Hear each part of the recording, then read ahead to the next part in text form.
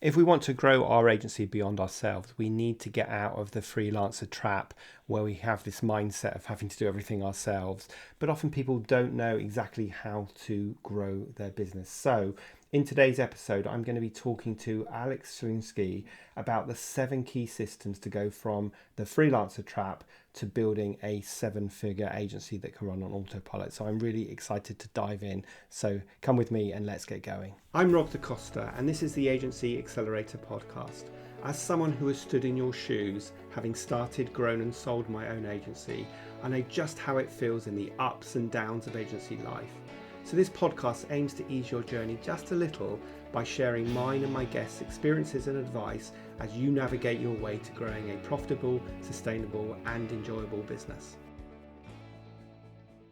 Hey everybody, and welcome to this week's episode of the Agency Accelerator podcast. I'm really excited to be joined today by Alex Schlinksy, who's joining me on the podcast to discuss the 7 key systems that you need in place to go from being a freelancer to running a 7-figure agency on autopilot. Now, Alex has sold over $15 million worth of products, and he's worked over 700 clients in 50 different markets. He's authored multiple books, and today he runs Prospecting on Demand that helps impact-driven entrepreneurs achieve time and financial freedom, which is music to my ears. So welcome to the podcast, Alex. Rob, thanks so much for having me. Excited to be here. Excellent. Now, before we jump in to talk about the 7 key systems, can you just talk us through what you see is the typical entrepreneurial journey from, having that spark to starting your own business to working as a freelancer initially, then thinking about hiring staff, and maybe share some of the pitfalls that you see along the way?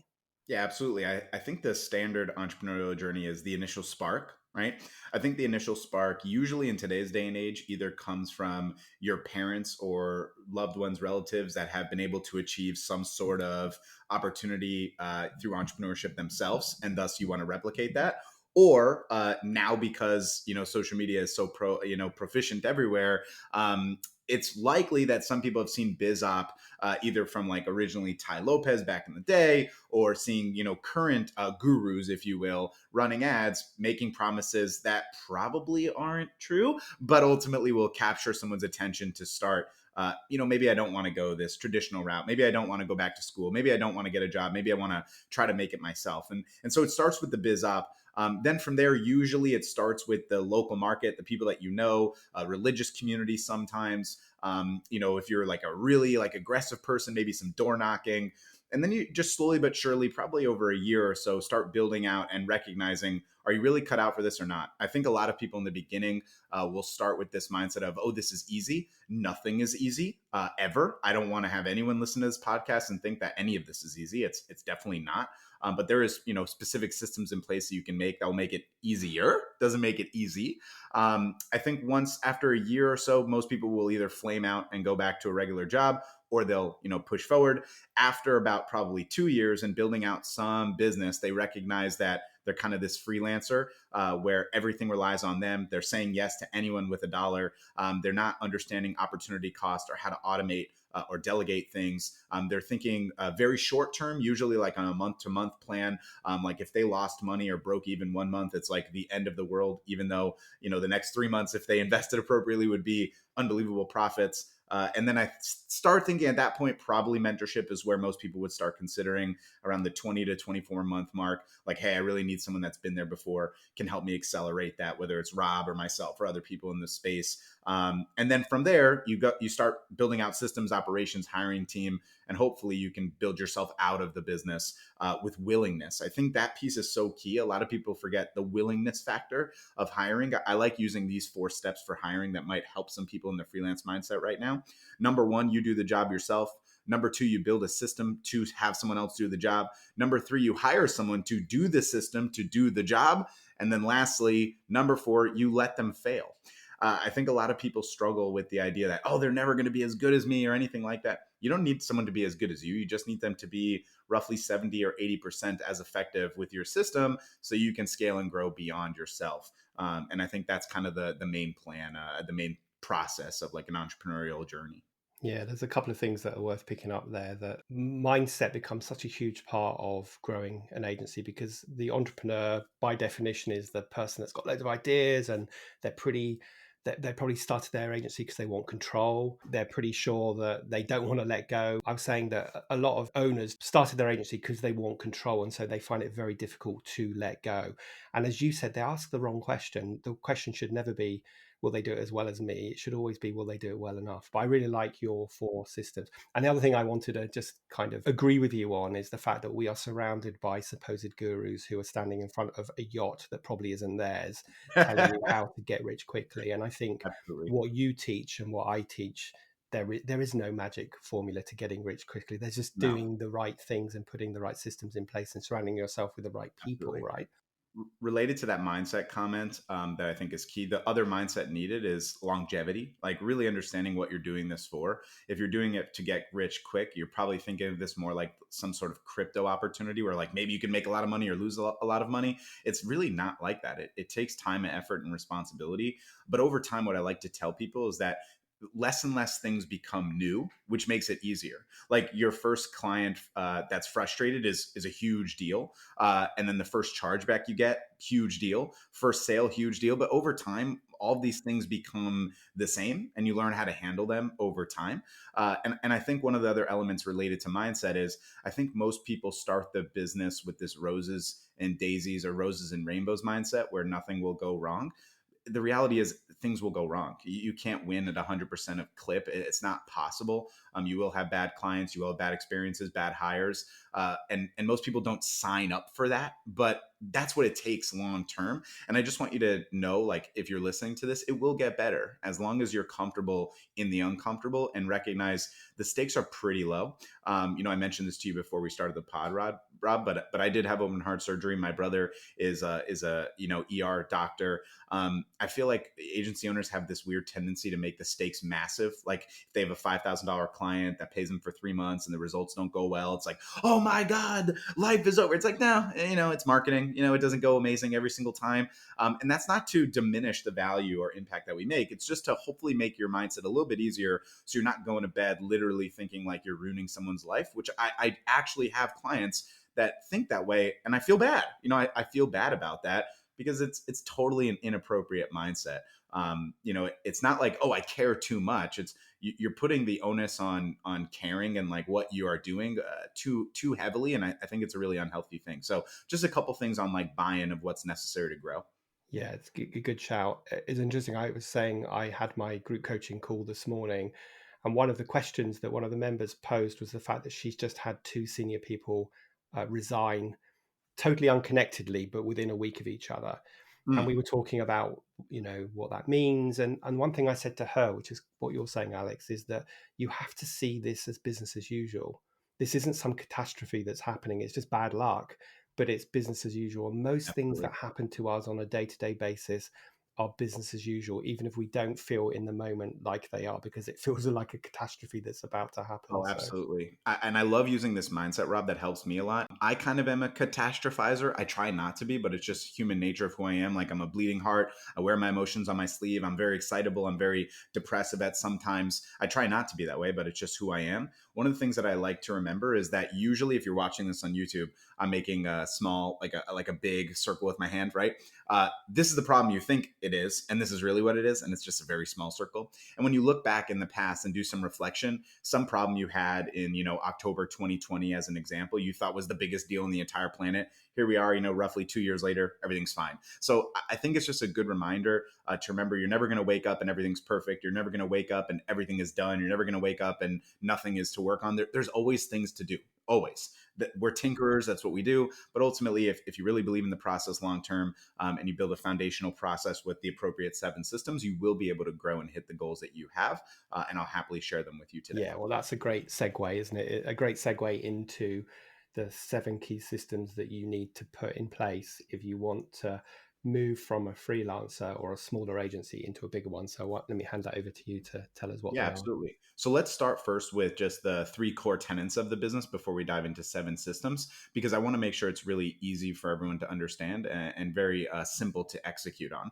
When we talk about the 3 core tenets, it's going to be prospecting, lead generation, sales, converting those leads into clients, right? And then fulfillment, delivering on those services.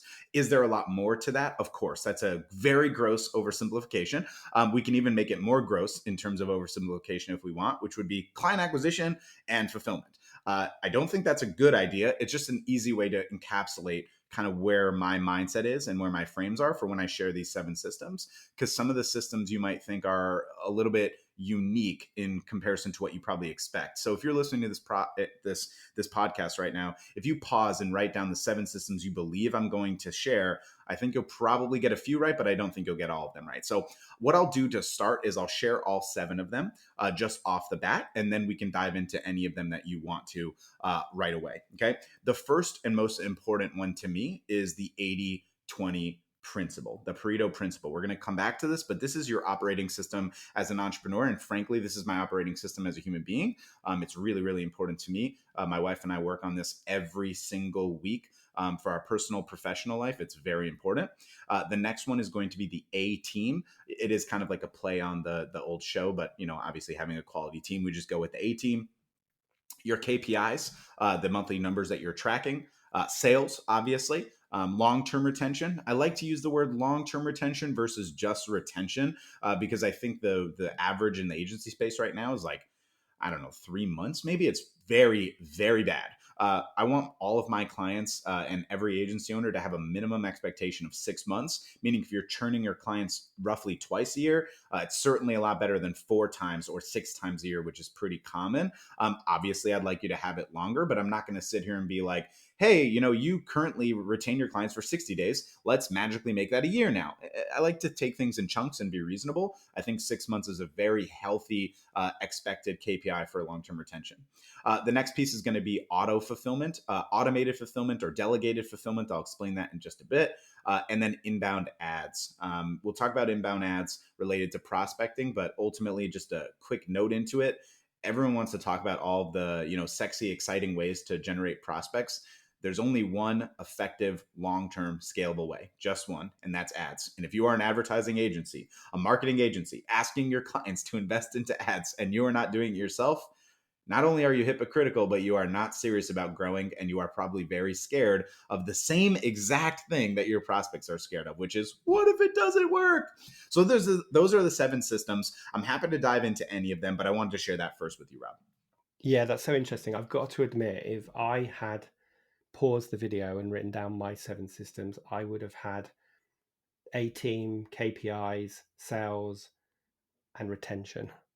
Those were the 4. I would have not had the other 3. So talk us through, I mean, hopefully everybody understands what the 80-20 Pareto principle is, but talk us through how this applies to running a business. Yeah, so I think that to me, first and foremost, before we can even talk about the 80-20 principle, is understanding the purpose of it, right? The 80-20 principle, of course, is what 20% of effort is generating 80% of the results. And the key here is, in terms of results, only you, listener, can identify what results matter to you. Rob, nor myself, nor anyone else, your parents or your mentors, can tell you what life you want to live and what success means to you. Success is different to every single human being on this planet. Everyone wants to make more money. That is just a baseline. Anytime I do coaching and I start with a training of like, who wants to make more money? Every single person in the audience raises their hand. You probably right now, Mr. Podcast listener or Mrs. are thinking immediately, yes, of course I want to make more money. But then when you're asked why, and if you pause this and you're like, why, you probably have no idea other than it's just capitalist mindset and entrepreneurial hustle mindset. And that's the way you think you are supposed to feel because you've never even taken the time to really journal and clarify why you want to make more money. And the crazy thing about this is most people who want to consistently make more money are sacrificing their own mental health, their well-being, their time with their family right now for a money goal that's not clear or purposeful or intentional. And then they'll never really hit it anyways, because when you make more money, what do you want? More money. So it never works. Can I just give you a hallelujah Yes, please. mark to that, because it's so true, isn't it? Oh, I it's think awful. we're driven by peer pressure. We're driven by what 100%. we think success looks like, or what we think Absolutely. how other people will judge our success. But surely success is about being in control of your own destiny and knowing what that direction Absolutely. is. Let me be really blunt about this for a second, okay? At 29 years old, okay, I was told that I had to have open heart surgery.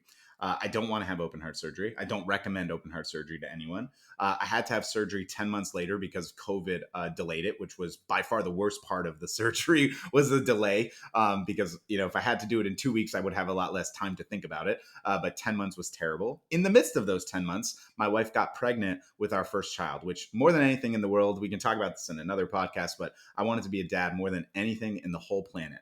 And now I am, by the way, to almost 2-year-old. He's the greatest thing in the entire world. But in general, right? Like having this opportunity in front of you where life is about to provide you with the thing you've wanted more than anything, with your amazing wife and with the business you've built, only to say, hey, here's a potential finish line that you didn't expect and anticipate. With one mistake by a doctor, you could be dead, essentially. You really change your mindset about what success is. I was really bought into hustle culture. I was very invested into the idea of more and more and more, never because of a reason. There was no reason. It was just more. That was easier to do. It's always easier to say more than put the reason together. So I just let that be. As soon as the doctor tells you, hey, you need to make sure you have a living will, you need to make sure you have, these things organized just in case, even though it's unlikely you're going to die, you start recognizing what really matters. And what I like telling people is, look, I'm only 31.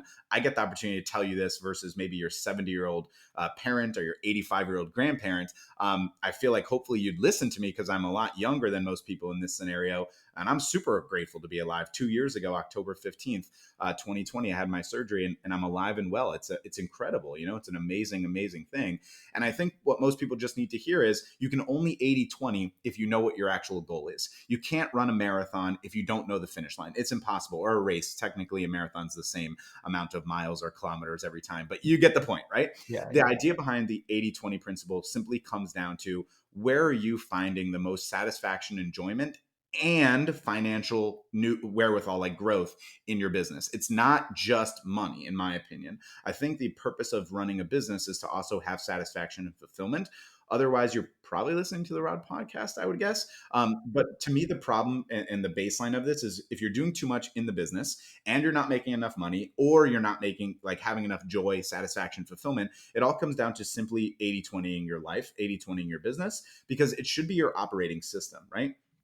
What we end up seeing is people do this wrong at the beginning and later in their journey. You attempt to be like a full service agency, and then you end up getting spread too thin, which really cripples your growth at the start and then stifles you as you try to surpass 100K a month because of this desire of offering more. You want to offer more to everyone because you can make more money, but then without 80-20ing it, things become way more complex, more convoluted, more challenging. The team is not able to execute. You have to get inside. It's weird how it ends up working on both ends of the spectrum for beginners and for experts. But what we identify is if you exercise your ability to choose and define your North Star, you clarify exactly what you want, then what you'll be able to do is very simply 80-20. And it just comes down to 3 steps. It's very easy, Rob. You define, you design, and you do. Define, design, do is the method that I believe in more than any other in agency or life. All you have to do is just define what you want, design the path, the milestones to get there, and then take action on it every single day. The craziest thing is how many people skip define, design, and they just do. Imagine going to a gym, okay? Never defining what you want as the success of the gym, never designing a path to achieving it, and you just go to the gym always. How could you ever feel like you've made any progress? You're just doing stuff. It never works. So that's 80-20. That's fantastic. I love that. I always talk about the vision and the plan for your agency like a car journey. I mean, imagine going on a car journey, but you've got no idea where the destination is. Or even worse, imagine having your team all jumping in their own cars and saying go. Or even if you do have a destination, but you have no way of getting there. So you have no plan of how you're going to get there. So I always liken that, vision and strategy and plan as a planning a car journey, because it would be stupid. Everyone knows that, like the way you just decided. It's a shame. I mean, it's a shame that sometimes we have to have things like that happen in our lives, like awfully happened to you, to make us open our eyes. And, I mean, hopefully to a lesser extent, the pandemic has sort of helped everybody focus on what they want, because suddenly we weren't able to do what we wanted. So I always talk about I help my clients build a profitable, sustainable, and enjoyable agency. And the enjoyable part is super important. My goal of any speech or podcast that I do is trying to use my, personal experience, my health scare as a opportunity for someone to recognize, like, you don't have to have this opportunity happen to you. You can just learn from me, because I did go through it, and I obviously didn't want to go through it, but I'm on the other side now. 2 years later, full bill of health, amazing 2-year-old son. I get to enjoy the fruits of my labor. I still work pretty hard, I would say, that's the truth, but I have an incredible business and I have an incredible community, and I've done a lot of amazing work. But much more importantly than my business or my community is my life and my family. And I'm very grateful for that opportunity. And I want you to have that opportunity too, Mr. or Mrs. Listener, but you got to define it. You got to design it. You can't just keep doing it. And if you are doing it, it just takes some journaling time to write it out and identify what you want. Don't be afraid that you will never be able to hit your goals. And don't be afraid of not knowing what goals you have. Just put together a plan based on what you think will make you satisfied and happy. And then you can optimize over time. We're not in any sort of race. You're not competing against anyone. There's enough fish in the sea for all of us to be very successful. And I think that's ultimately the key, to how to be able to be successful long term. Yeah. And I just add to that those words of wisdom that keeping it simple is a really smart approach to all of this, because we overcomplicate it. Banks give us complicated templates for business plans and we try to follow those, and then they get, put on a shelf and gather dust. So we, keep it simple. Like Alex says, journal. I use a very simple 3-page template to help people do this, because I want to keep it as simple as possible, because if we keep it simple, it's more likely to get done and it's more likely to remain a living, dynamic document. I want to dig into 2 more of the 7 points that you mentioned, because I think people hopefully will understand the idea behind hiring a team, or we can dig in more into that. They'll understand the importance of measuring KPIs, of having sales and putting retention strategies in place. But I wanted to talk about 6 and 7. And I wanted to talk about 6, first of all, which is auto fulfillment. So just talk to us a little bit more about what that means. Yeah, so I think one of the main problems that we see from agencies consistently is that they are very often the ones doing the work themselves. There's this funny mindset related to, people, prospects telling someone like, "Oh, I know enough to be dangerous." Right? Like, I'm sure you guys have heard that on prospecting calls, which is very frustrating, because you're like, look, if you know enough to be dangerous, what you're really telling me is that you're going to get in my way of work and you're not going to let me do my job and you're going to bitch about everything. You're going to be very irritating to work with. And I think that the great irony is that's what most agency owners are, dangerous enough to do some damage, right? And what it ends up being is they refuse to remove themselves from fulfillment altogether. And if you don't remove yourself from fulfillment, you're going to end up being stuck in that really forever. And what it comes down to in terms of success for building an auto fulfillment process is really understanding like what type of business you're trying to run. I think a lot of people want to throw shade at white label marketing companies, but to me, if that's the business model you want to run, I don't think there's anything inherently wrong with it. There's certainly some danger that if the white label company gets acquired and they change their numbers, that you don't own it. But like, so what? At the end of the day, you're smart enough to likely figure out a different solution thereon. To me, it's really focusing on what your strengths are. For me, as an example, when I was running my PI agency, the idea of me trying to learn how to run Google Ads was a joke. Like, it just, I don't know anything about this kind of stuff, and wasting my time on it was so silly. I spent $1,000 on a course in like 2015 on how to run ads on Google, and as soon as I started the course, I was like, this is stupid. This is just dumb. Like, there's no way that I'm going to become even mediocre enough to be able to get results at the level that I can sell, because my sales skill is so clearly far and beyond my ability to understand data, numbers, strategy. I don't even think I'm a good marketer still. And I'm okay with that, because I don't need to be, because my team is and the people that I pay is. You have to identify what your strengths are. And in order to make sure that you delegate fulfillment, it really comes down to 2 pieces. One, if you are the expert, you need to make sure you have documented processes to hire someone else to do them for you.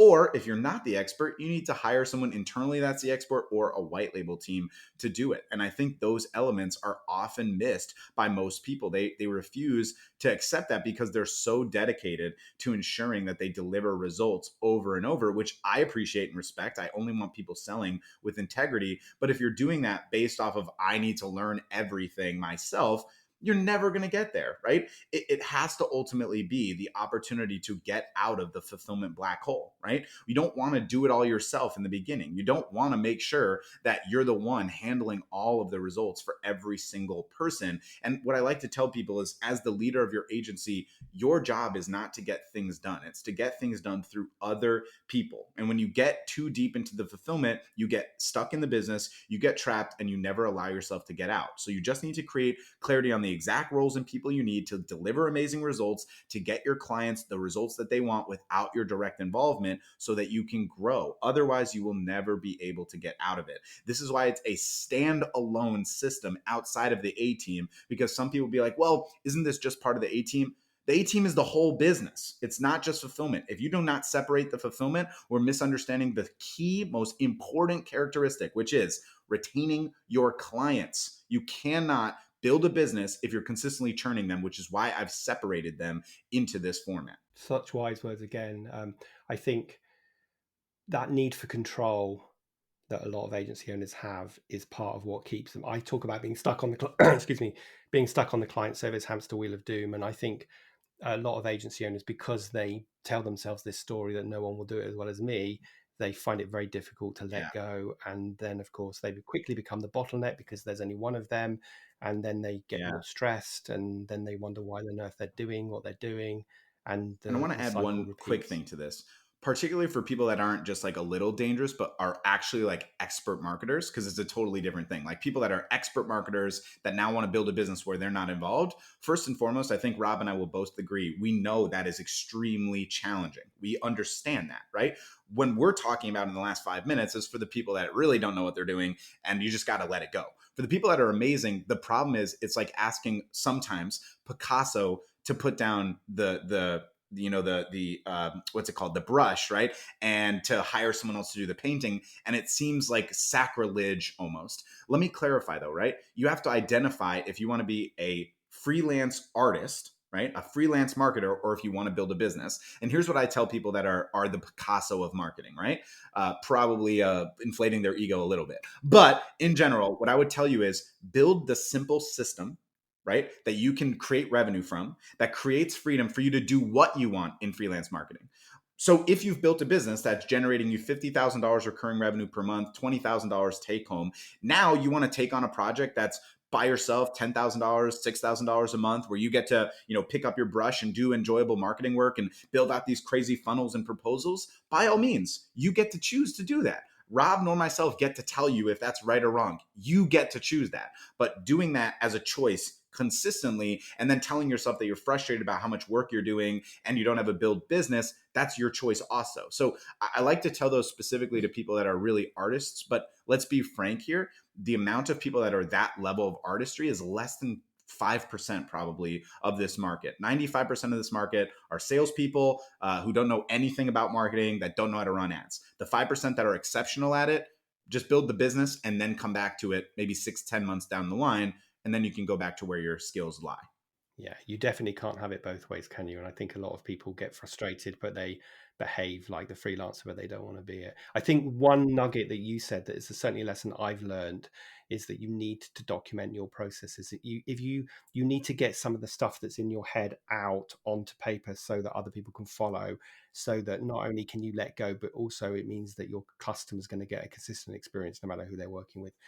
Let me just dig into number 7 now before we wrap this up. And this was interesting. You talked about the importance of running inbound ads as the only scalable thing. Now that is interesting because I always talk to people about the importance of building their email list and how they need to nurture their list to get those inbound inquiries. So, but you talked about ads being the number one thing. So let's just sort of try to square those two different approaches. And let me clarify, right? I don't think it's mutually exclusive. I do think building an email list is extremely valuable over time. I just think in terms of the fastest way to consistently grow predictably, it's always going to be ads, right? It's the most consistent way to book interested leads on your calendar. There's such a different approach than when you email someone, when you direct mail someone, when you prospect someone, when you go in person. You are the party that's saying, are you interested? Versus an ad, essentially a billboard online that says, here's an offer, and someone clicks on it because they are interested. interested. The intent is so drastically different that it will make a massive difference in your sales long term.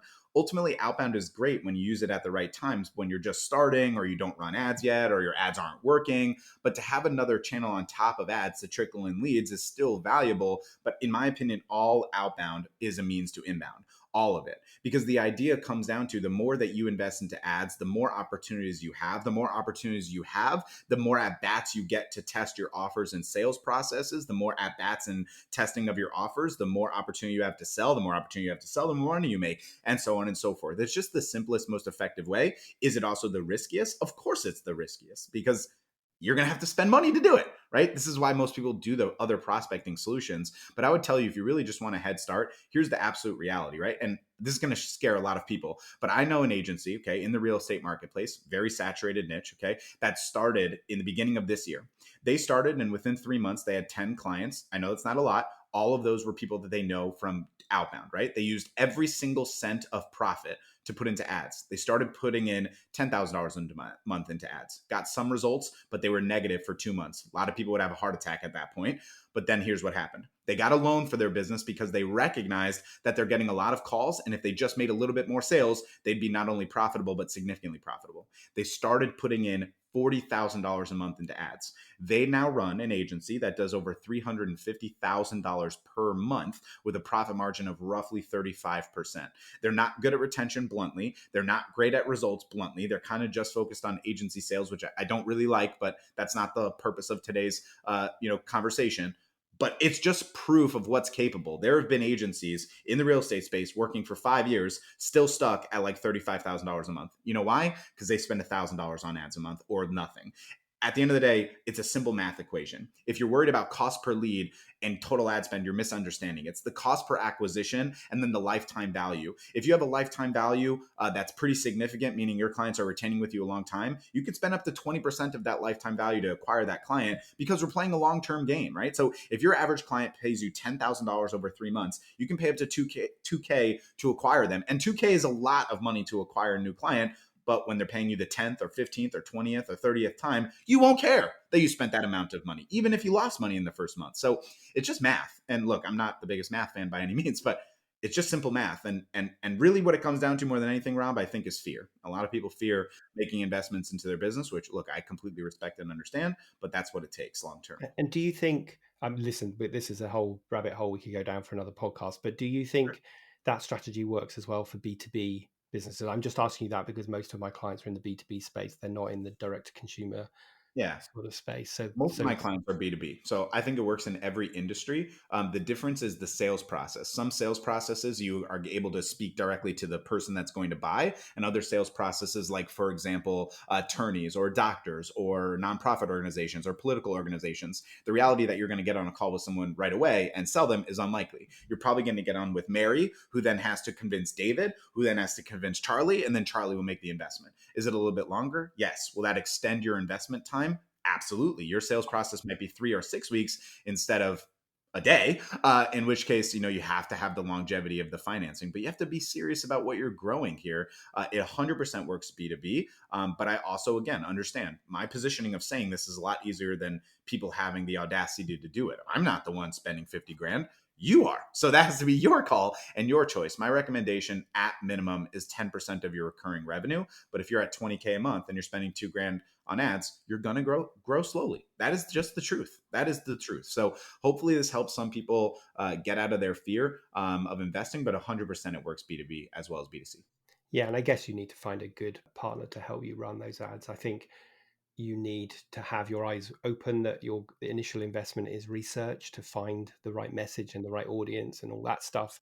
I can give a quick tip on this, Rob, very simply and very quickly. All you have to do to start is just run Facebook lead ads. It's the lowest cost type of ad to run, because you don't have to get them off of Facebook and into like a whole funnel. Plus, then you don't have to like build the whole funnel and take all that time. Just run an extremely direct offer, the most blunt offer you can do. Let's say you work with chiropractors, for example. It's like, hey, chiropractor, do you want 10 new patients every single month guaranteed? Click on this ad. The most blunt ad you can possibly run. Obviously, you need someone good with targeting. That's not me. And then just see what the results are. call speed to lead as fast as possible. If you have someone that's on your team that an appointment sets, if they book an appointment, call them right away. Hey, this is the result that we're promising you. Do you want this? They don't care about the delivery mechanism or how it works. They just want the result. Confirm that they want this. The prospect quality will certainly be lower than on a funnel process, but the costs will be lower and you'll be able to see what's working so that you can then build a funnel. This is a very low barrier of entry. Anyone listening to this podcast can literally run this ad in less than 30 minutes. Now, Facebook has to approve it, which will probably take like a day, but in general, it will take you less than 30 minutes to set it up, and it works. It does. Yeah, so interesting. Like I say, a whole other topic, I think, for another podcast. Really, really interesting. I hope people have written down those 7 systems. I hope they have thought about what they need to do to implement them in their agency. So a couple of things, really. Let me first of all ask you the question that I ask all of my guests, which is, if you could go back in time and give your younger self, just starting out in business, one piece of advice, what would it be? Yeah, it's kind of a shocking one, but it's go slower. I'll tell you this really quickly, but when I was 18 years old is when I found out that I was born with a congenital heart defect. I was born with what's called a bicuspid aortic valve. Your aortic valve is supposed to open up with 3 leaflets. It looks like a Mercedes-Benz sign or a peace sign. Mine opened up in a semicircle because that 3rd leaflet was attached to the 2nd, and so blood leaked back into the heart. And just like any muscle that overworks, eventually that muscle grows in size. And in terms of your heart, there's a point of no return where if it grows in size, it has to be transplanted out, which is a significantly more dangerous surgery than aortic valve replacement. Medicine is incredible, by the way. 99% of aortic valve replacements are survived, especially people of my age. I mean, it's just amazing. It's crazy to think about it. If you look it up and see what the surgery is, very not safe for work warning. But if you look, it's just crazy, like what medicine can do. But in general, when you're 18 years old and you find that out, I think when you're that young, you anticipate hopefully having a long life. But my thought process was maybe now I'm capped to like 60 or 70 years old, because they said I would probably have the surgery when I'm 50 or 60, but 100% guaranteed I would have to have this surgery. So what I did from 18 to 29, basically when I found out I had to have it 30 years before they told me I was supposed to have it, I burned the midnight oil always. I revved the engine into the red every day, always. High anxiety, high stress, high emotions. Like nothing was good enough. I'm always having to work more. I'm not doing good enough consistently. And then you get told, by a doctor 10 years later that what is the results of this overworking and revving the engine? Well, you accelerated your heart problem essentially. And now you have to have surgery, and it is possible you die. Unlikely, but it's possible. And then everything you worked for in the first place is gone. So to me, it's go slower, be more intentional. I'm a very intentional person. I journal every single day about what I want from that day. I'm trying to have satisfaction and excitement. And I'll leave you all with this. And it's really important to me. And I tell this to every client I work with. Do a journal every day about the main emotion that you had about this business. And most people, when they hear this journal prompt, they get very nervous, because over the last 365 days, they would estimate that more than half of them, they'll put stressed, lack of fulfillment, anxious, frustrated, annoyed, irritated.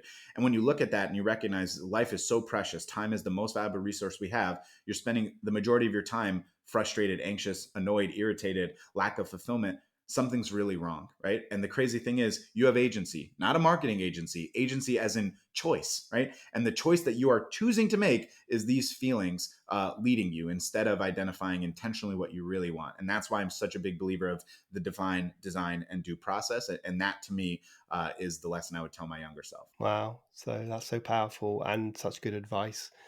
And also, well, just really thought-provoking, the fact that, like you say, most people's emotion would not be a positive one, and that's what's making up the majority of their day. So thank you for sharing that. Of course. And I want to just say, by the way, for me, I'm not in the mindset of every day is perfect still, even after surgery.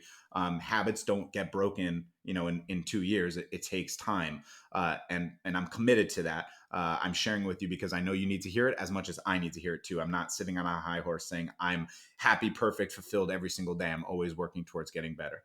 Fantastic. Yeah, thank you. And if people wanted to find out more about you, Alex, where would the best place for them to go? Yeah, easiest place is prospectingondemand.com. Probably a lot easier than trying to spell my name. But hey, I mean, if you're listening to this and want to guess how to spell my name, I'd be impressed. Schlinsky, what do you think? It's SCHLINSKY, but I bet you got that wrong. But if you want to try to find me online, you can. Prospectingondemand.com is the easiest place, though. I will share that link in the show notes. I just want to say a huge thank you for joining us today. That was so insightful, and I'm pretty sure everyone would have got a bunch of key learnings that they probably didn't expect they would get from the title of this episode. So I really want to say thank you again for joining us today. Yeah, thanks so much for having me. I appreciate it.